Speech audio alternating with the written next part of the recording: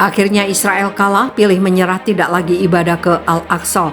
Akibat Hamas kerahkan pasukan lebih besar dan bahaya ganda bagi Zionis.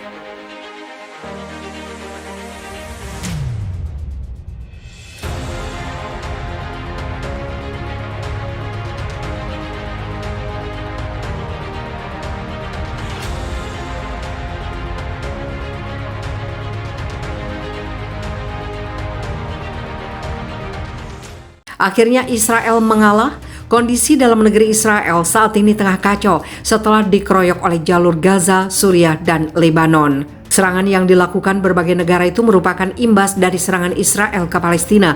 Dampak dari kekacauan yang terjadi di negaranya tersebut, Perdana Menteri Israel Benjamin Netanyahu sudah mengumumkan larangan terhadap warganya yang ingin berkunjung ke komplek Masjid Al-Aqsa. Larangan kaum Yahudi dan turis ke komplek Masjid Al-Aqsa berlaku hingga akhir Ramadan 1444 Hijriah atau sekitar tanggal 20 April 2023 mendatang. Ternyata larangan PMI Israel Benjamin Netanyahu ini telah diberlakukan Israel pada tahun sebelumnya. Dikutip dari CNN Indonesia, keputusan yang diambil PM Benjamin Netanyahu ini karena sebelumnya Hamas mengeluarkan pernyataan supaya warga Palestina menduduki komplek Masjid Al-Aqsa.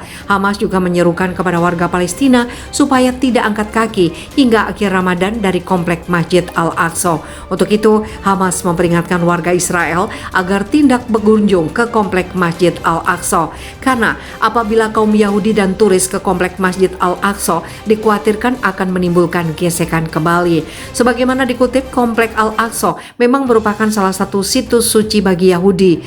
Robi-robi ortodoks sejak lama melarang Yahudi berkunjung ke Temple Mount karena menganggap situs itu terlalu suci. Yahudi dan Muslim memang boleh berkunjung ke komplek Masjid Al-Aqsa, namun Yahudi dilarang beribadah di komplek tersebut. Untuk diketahui, komplek ini kembali menjadi pusaran konflik setelah polisi Israel menyerang jemaah Muslim yang sedang beribadah di Masjid Al-Aqsa pekan lalu. Israel berdalih serangan yang dilakukannya ke jemaah Muslim yang sedang beribadah di Masjid Al-Aqsa tersebut dikarenakan ada sejumlah penghasut bersembunyi di dalam masjid. Menurut intelijen Israel, para penghasut ini membawa bahan peledak yang rencananya bakal digunakan untuk menyerang Israel.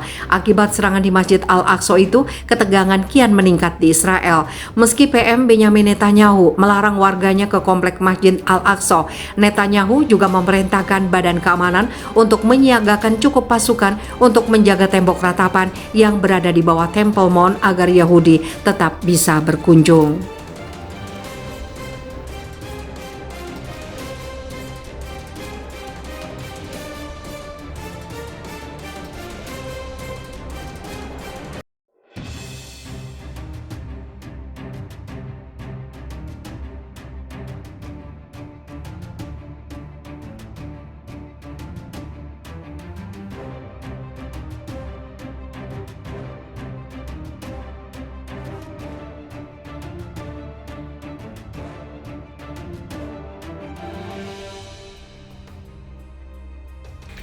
PBB beri hukuman pada Israel setelah Zionis menyerang Masjid Al-Aqsa. Bahkan Sekjen PBB mengatakan, "Saya terkejut dan ngeri hingga terpukul karena peristiwa ini." Sekretaris Jenderal Perserikatan Bangsa-Bangsa atau Sekjen PBB Antonio Guterres terkejut dan merasa ngeri hingga prihatin dengan aksi kekerasan Israel di Masjidil Aqsa di Yerusalem.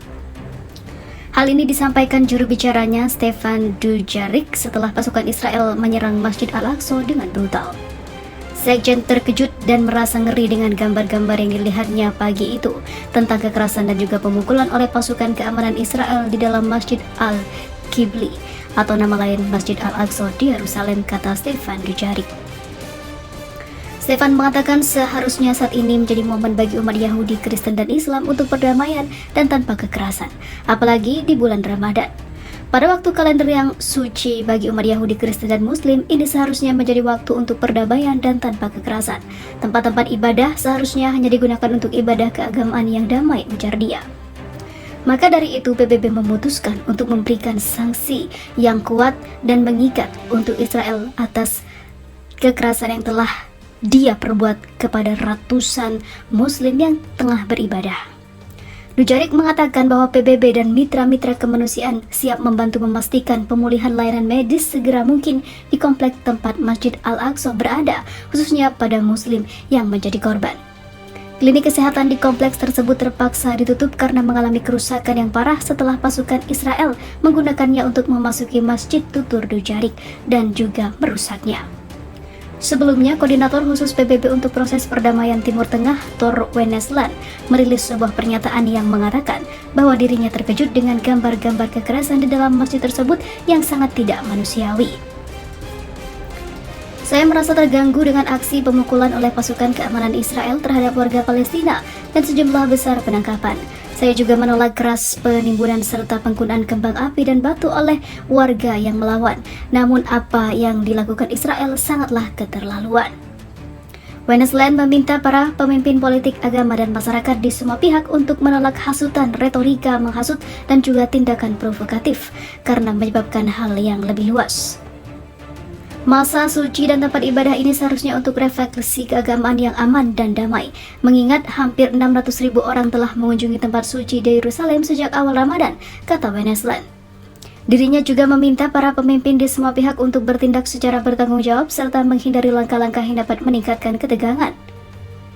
Seperti diketahui, ketegangan meningkat di tepi barat pada Rabu setelah polisi Israel menahan sekitar 350 jamaah Palestina dari dalam kompleks Masjid Al-Aqsa. Sekelompok orang Palestina membarikade diri mereka sendiri dalam aula sholat Al-Qibli di kompleks tersebut. Setelah pemukim Yahudi menyerukan penyerbuan terhadap masjid tersebut, mereka berusaha mencegah polisi masuk dengan menutup pintunya. Mengelilingi aula sholat Al-Qibli, polisi Israel naik ke atap masjid, menghancurkan beberapa jendela, dan awalnya mengintervensi dengan bom suara terhadap jamaah di dalamnya. Beberapa orang di masjid mencoba melawan polisi dengan melemparkan kembang api.